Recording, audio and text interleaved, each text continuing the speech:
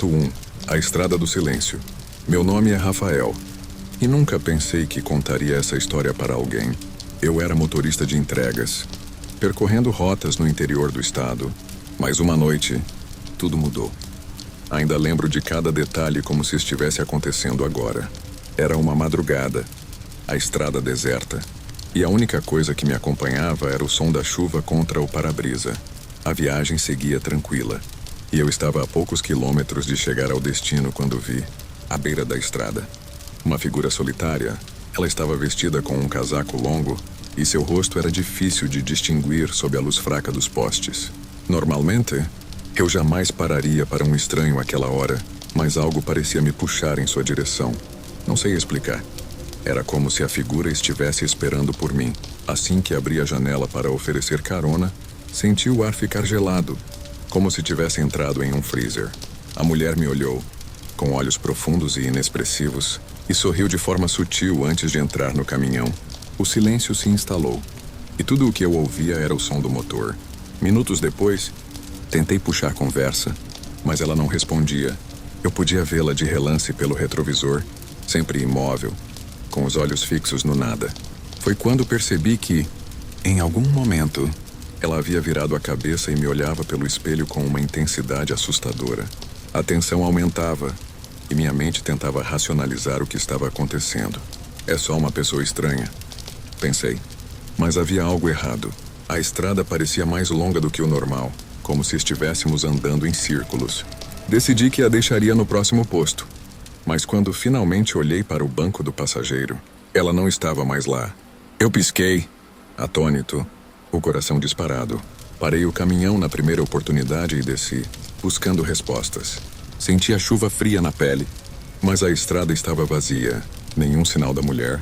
Voltei para o caminhão e continuei a viagem, tremendo e em silêncio. Alguns dias depois, ainda perturbado, contei a história a um colega, que parecia saber mais do que deixava transparecer. Ele me encarou com um olhar tenso e disse: "Você a viu, não é? A mulher da Estrada do Silêncio." Segundo ele, há anos motoristas falavam de aparições como a que eu descrevi. Dizem que a mulher é um espírito atormentado, alguém que jamais conseguiu concluir sua própria viagem. Hoje, estou convencido de que há coisas nesse mundo que não compreendemos.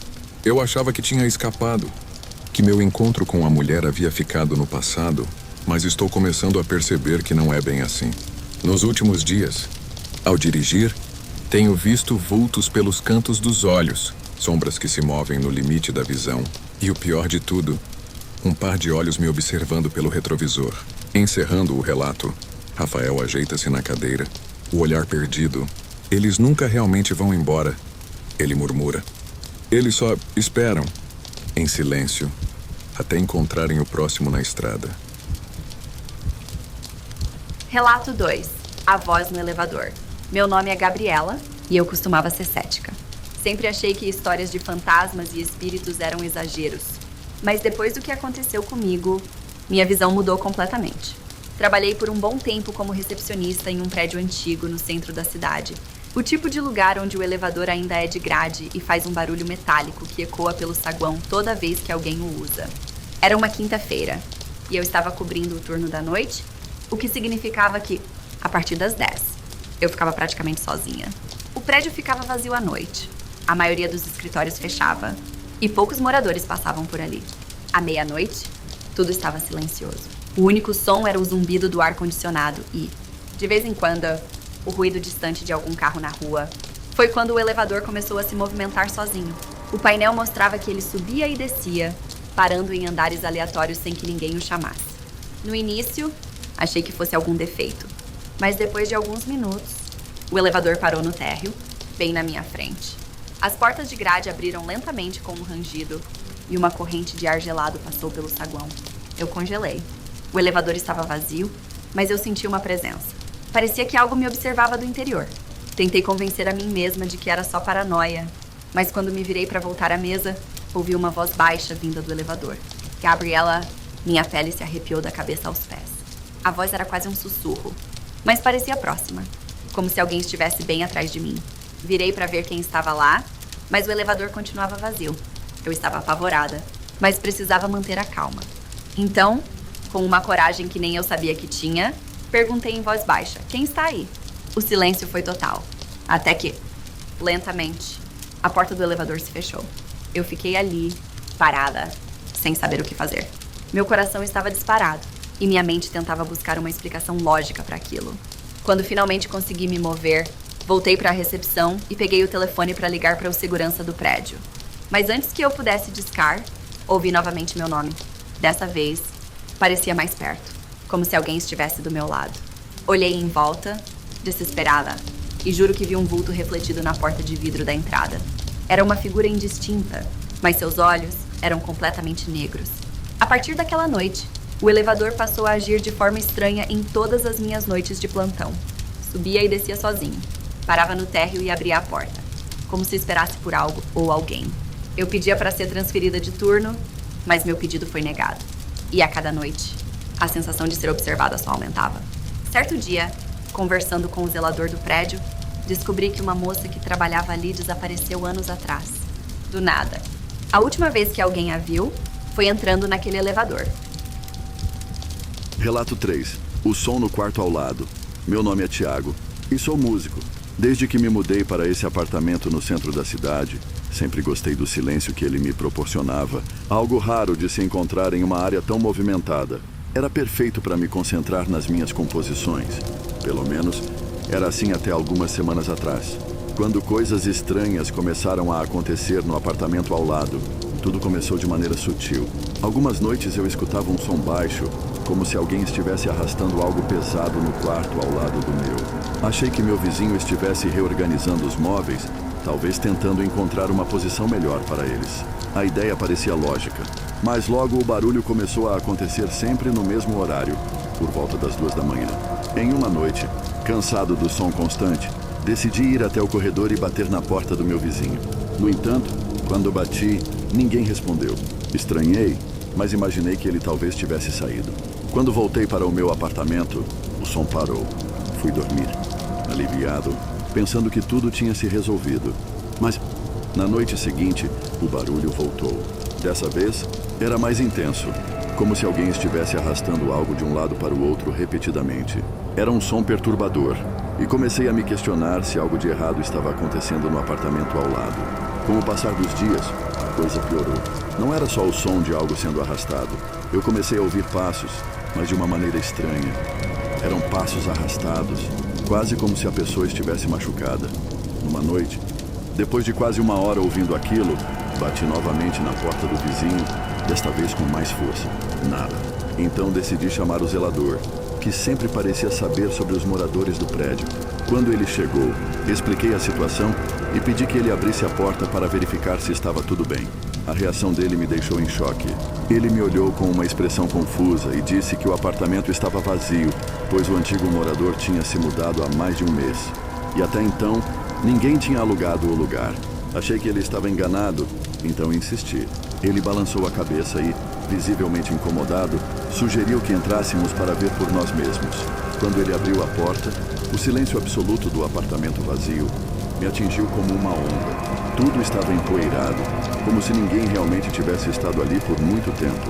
Nada de móveis, nada de caixas, nada de vida. O lugar estava vazio, mas ao olhar para o chão, vi marcas escuras, manchas que pareciam arranhões arrastados no piso, indo do quarto até a sala. Enquanto eu olhava aquilo, senti um arrepio profundo. Era como se a sensação de ser observado estivesse ali, pesada, pairando no ar. Saímos do apartamento em silêncio, e o zelador não disse mais uma palavra. Ele trancou a porta e se retirou rapidamente. Naquela noite, os sons começaram de novo. Relato 4. A Mulher da Esquina. Meu nome é Carla e sou enfermeira no Hospital Central da cidade. Trabalho em turnos noturnos há alguns anos e estou acostumada a ver coisas estranhas. Mas uma experiência recente me deixou tão assustada que pensei em pedir transferência. Tudo começou em uma das minhas caminhadas de madrugada, quando voltei para casa e passei por uma rua mais deserta, como faço todas as noites para cortar caminho. Era uma rua estreita, com casas velhas e algumas lojas fechadas, que sempre parecem abandonadas durante a noite. Naquela madrugada, enquanto eu caminhava, notei algo diferente. No final da rua, perto da esquina, estava uma mulher parada, olhando fixamente para o chão. Parecia estar descalça e usava um vestido antigo, daqueles que você só vê em filmes antigos. Ao me aproximar, senti um desconforto inexplicável, como se o ar estivesse mais pesado. Tentei passar rapidamente, desviando o olhar, mas algo me fez olhar para ela de novo. E foi quando percebi que algo estava muito errado. O rosto dela estava voltado para o chão, mas seus olhos eram completamente negros, como duas esferas vazias, sem qualquer sinal de vida. Fiquei paralisada por um momento, sem conseguir me mover ou desviar o olhar. Ela começou a murmurar algo em um tom baixo, quase um sussurro. A princípio, não conseguia entender. Mas, aos poucos, as palavras começaram a fazer sentido. Eu só queria voltar para casa. Eu só queria voltar para casa. Era como se estivesse presa em algum tipo de limbo, repetindo aquelas palavras sem fim. Sem saber o que fazer, dei alguns passos para trás, tentando manter a calma, mas meu coração estava disparado. Quando finalmente consegui me mover, apressei o passo e virei a esquina. Cheguei em casa tremendo e mal consegui dormir aquela noite. No dia seguinte, achei que fosse apenas um pesadelo, algo criado pela minha mente cansada. Mas, na noite seguinte, ao voltar para casa pelo mesmo caminho, ela estava lá de novo, parada no mesmo lugar, com o mesmo olhar vazio e murmúrio incessante. A cada noite que passava, a presença dela parecia ficar mais intensa. Em uma das vezes, ela se virou lentamente na minha direção e repetiu a frase, mas dessa vez com uma voz mais alta e desesperada. Eu só queria voltar para casa. Foi como um grito sufocado. Senti um frio atravessar meu corpo e comecei a correr sem olhar para trás. Numa noite, finalmente resolvi contar ao segurança do hospital sobre o que estava acontecendo. Ele me ouviu com uma expressão séria e depois me disse algo que fez meu sangue gelar. Segundo ele, havia uma lenda urbana sobre uma mulher que morava naquela rua e que, anos atrás, desapareceu sem deixar rastros. Muitos acreditavam que ela tinha sido vítima de um crime, mas seu corpo nunca foi encontrado. Desde então, há relatos de uma mulher com olhos negros que aparece na esquina, sempre à noite, dizendo que quer voltar para casa. Relato 5. A ligação desconhecida. Meu nome é Eduardo e sou detetive particular. Fui contratado recentemente para investigar o desaparecimento de uma jovem chamada Marina. O caso era estranho desde o início. Não havia sinais de violência, nem testemunhas, e a polícia já havia arquivado a investigação por falta de provas. Mas a mãe de Marina estava desesperada e disposta a pagar qualquer preço para descobrir o que realmente aconteceu com sua filha. Segui as pistas, conversando com amigos e parentes, e logo percebi que Marina tinha uma ligação com outros casos de pessoas desaparecidas na cidade. Um nome continuava aparecendo: Carla, a enfermeira que morava numa rua próxima ao Hospital Central. Fui procurá-la para ver se ela poderia me dar alguma informação, mas ela parecia hesitante, como se tivesse medo de algo. Após algumas insistências, Carla finalmente revelou algo estranho. Todas as noites, ao voltar do trabalho, ela passava por uma rua deserta, onde sempre via uma mulher parada, uma figura com olhos negros que murmurava: "Eu só queria voltar para casa." Carla acreditava que essa mulher fosse alguma espécie de espírito preso naquela esquina. Ela também mencionou ter ouvido rumores sobre um crime ocorrido anos atrás naquela rua, mas não sabia detalhes. Aquilo mexeu comigo.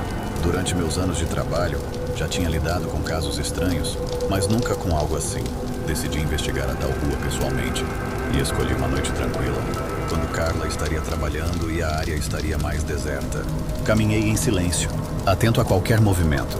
Quando me aproximei da esquina, vi algo estranho no chão.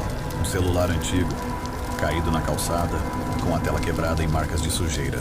Peguei o aparelho e, sem motivo aparente, pressionei o botão de ligar.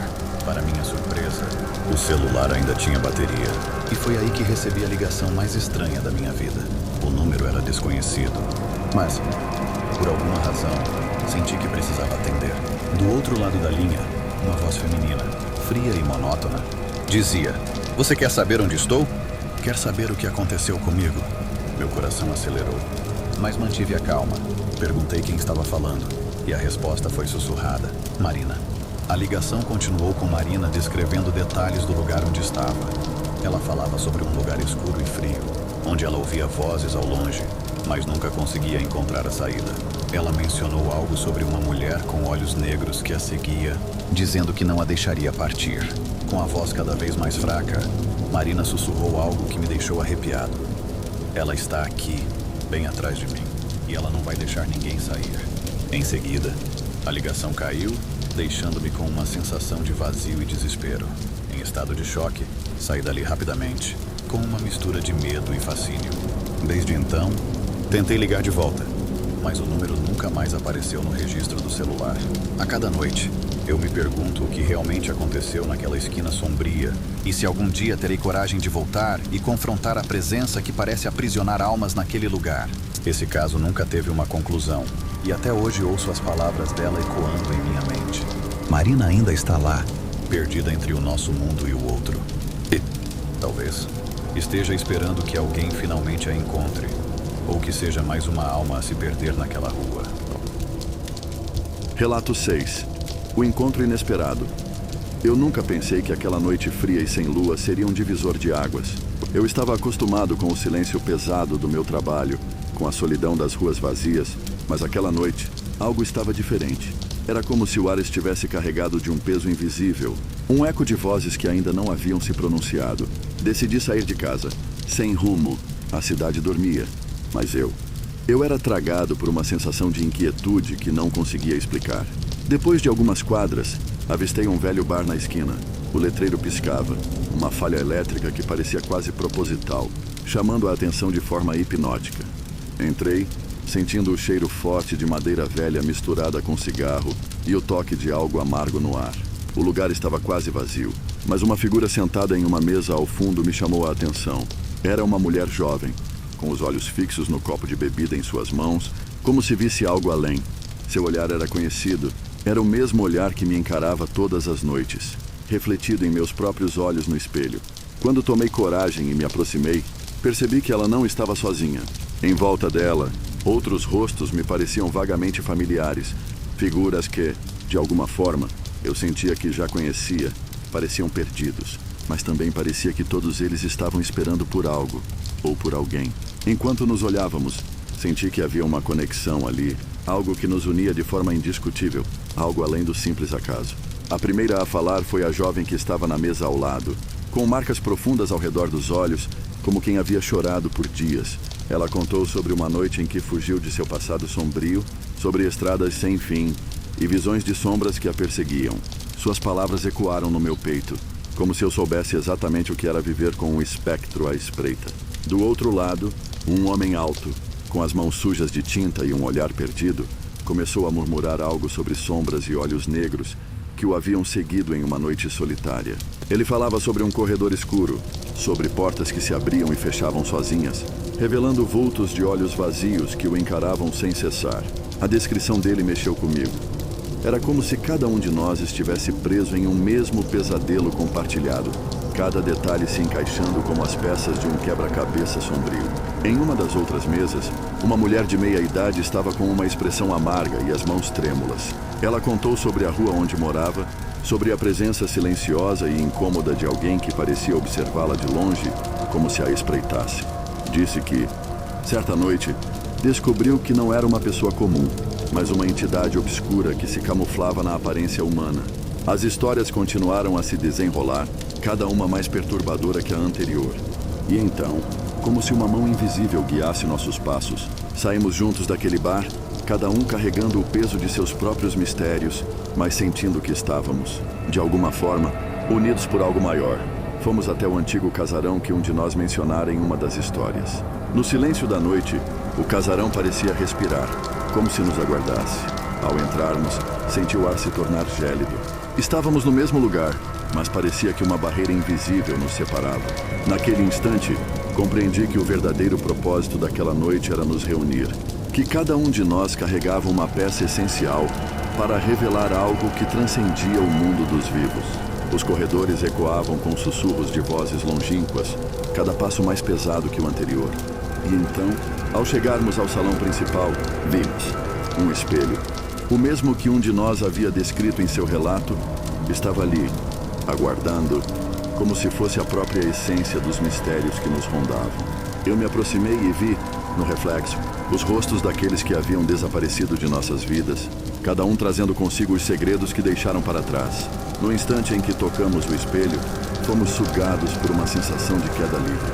Cada memória, cada detalhe que julgávamos ter esquecido, se revelava diante de nossos olhos. As histórias que contamos, os rostos que encontramos, as sombras que nos espreitavam, tudo estava ali. Cada um de nós era parte de uma mesma linha tênue entre vida e morte. E agora, ao encarar o espelho, estávamos prontos para aceitar o que quer que ele nos revelasse. Subitamente, uma voz ecoou, profunda e sussurrante, como se fosse o próprio espírito daquele lugar.